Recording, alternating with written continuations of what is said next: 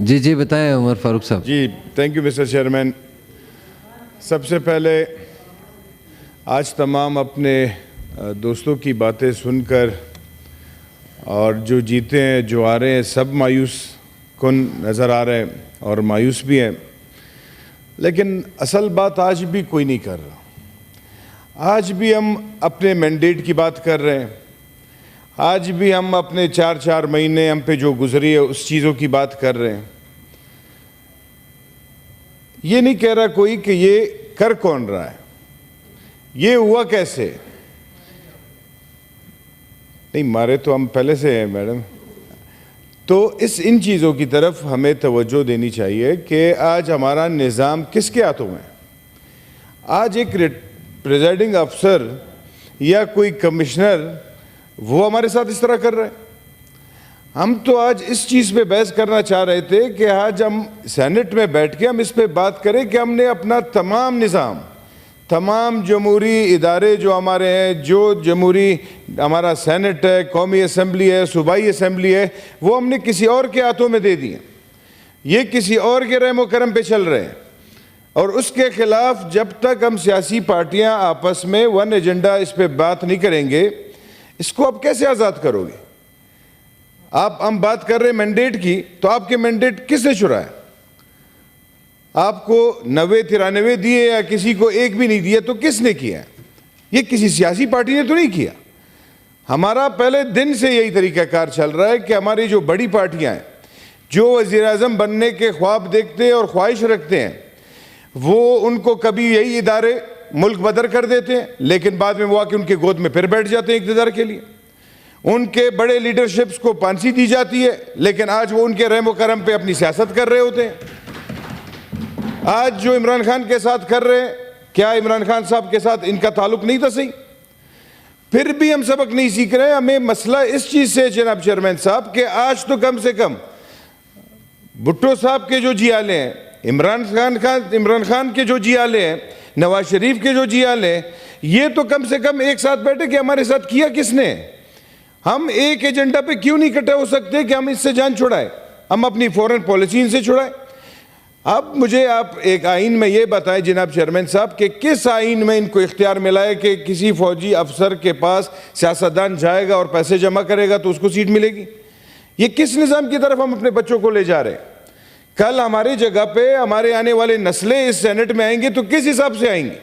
ہر کسی کے پاس اربوں روپے ہوں گے تو وہ آئے گا. ایک سیاسی کارکن تو یہاں نہیں آ سکتا. نہ آپ کا کوئی سیاسی کارکن پاکستان میں MNA بن سکتا ہے، نہ آپ کا کوئی سیاسی کارکن آپ کا MPA بن سکتا ہے نمائندہ، نہ سینیٹر بن سکتا ہے. جناب چیئرمین صاحب، آج آپ کے نظام ایسے نیش پہ پہنچے ہیں، اگر اس کو آج بھی آپ لوگوں نے سیریس کور نہیں کیا، آج بھی آپ نے اپنے آنے والے نسلوں کے لیے اس کو ٹھیک نہیں کیا، تو آپ یقین مانیں کہ پاکستان ایک ایسے راستے پہ جا رہا ہے جو ختم ہونے والا راستہ. یہاں پہ ہمارے سینیٹر صاحب نے ایک 3 مہینے کی بات کی کہ 3-4 مہینے میں کیا گزرا. جناب چیئرمین صاحب، میں اس ہاؤس سے پوچھتا ہوں، یہاں پہ مسنگ پرسنز کے جو ہماری بچیاں آئی، میں آپ کو ایک مثال ان کا دیتا ہوں جناب چیئرمین صاحب کہ 5-5, 6-6 سال سے ان کا یا بیٹا یا شوہر یا والد مسنگ ہے. اور یہ 5 سال اس چیز پہ ہمیں دکھ نہیں ہوتا.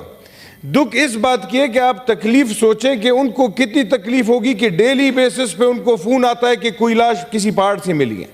تو جتنے لوگوں کے ورثہ کو مسنگ کیا گیا ہوتا ہے وہ سارے اسپتال پہنچ جاتے ہیں، لائن میں کھڑے رہتے ہیں 3-3, 4-4 گھنٹے لائنوں میں، 2-2 دن اس کے انتظار میں کہ یار میرا بیٹا تو نہیں ہوگا، میرا والد تو نہیں ہوگا. اتنے اذیت سے ہمیں گزارا جاتا ہے، اتنے اذیت سے بلوچستان جب سے پاکستان بنا ہمیں گزار رہے اس اذیت سے. اس کے لیے کسی نے بات کی؟ ان چیزوں کے لیے بات کی کسی نے؟ آپ نے مسنگ پرسنز پہ آنکھیں بند کی تو آج آپ کے مینڈیٹس مسنگ ہوئے، کل آپ لوگوں کے باقی چیزیں مسنگ ہوں گی، کل آپ کا یہ نظام، آپ کا آئین مسنگ ہوگا. جب ہمارے بڑے باچا خان بابا جب مخالفت کرتے تھے اس پاکستان کی، وہ اس پاکستان کی مخالفت نہیں کرتے تھے کہ آپ پاکستان مت بنائیں، یہ والا پاکستان مت بنائے. اس کی یہ موقف تھی کہ یہ آج جو یہ قائد اعظم محمد علی جناح کی تصویر ہم نے لگائی ہے، کیا آج یہ اسی قائد اعظم محمد علی جناح کا نظام ہے؟ آج ہمارا پاکستان اس نظام سے چل رہا ہے. جس مقصد کے لیے انہوں نے بنایا تھا اس مقصد کے لیے چل رہے ہیں. آج آپ کے اے پی ایس کے جو بچوں کے قاتل ہیں وہ جی ایچ کیو سے چھڑائے گئے.